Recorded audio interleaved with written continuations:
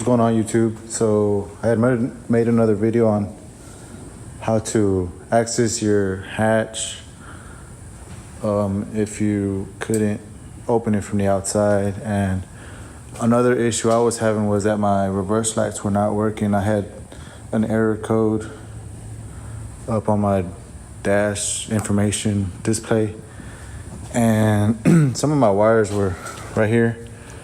They were ripped. You know, they had completely got cut like in half. I guess I was reading online that this harness, it doesn't have really much slack in it, so over time, you know,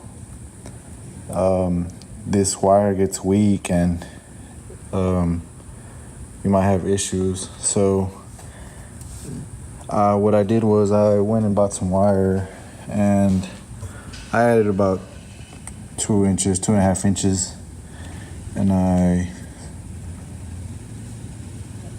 extended these wires with a heat shrink, you know. So there it is. I'm about to put it back together, but my reverse lights are on. Let's see.